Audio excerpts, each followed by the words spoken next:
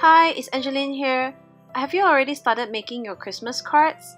If not, this Merry Christmas stamp set from Unity is so cute, you got to have him.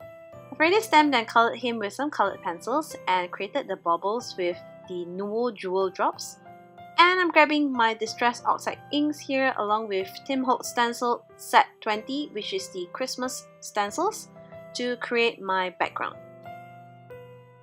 So I'm starting off with antique linen here and inking up the musical notes on the top and bottom corners of my card, and also inking the background so that it does not look so white.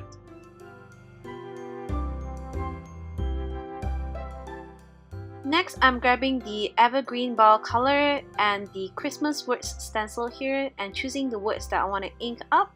What's great about this stencil is you could select what words that you want to ink up and you don't have to ink up the entire stencil.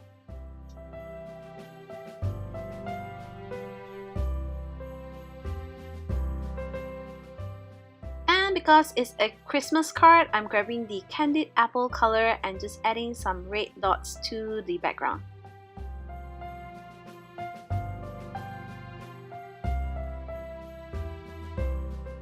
Now it's time to assemble the card. I've already fussy cut the Christmas moose, and now it's time to adhere down my sentiment.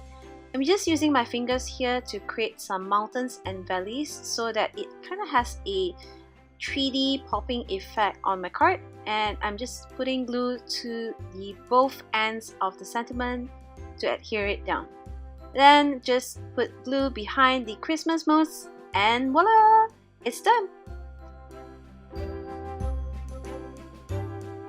So here is my finished card. I hope you enjoyed this quick tip technique and do try it out for yourself. Thanks for watching. Bye!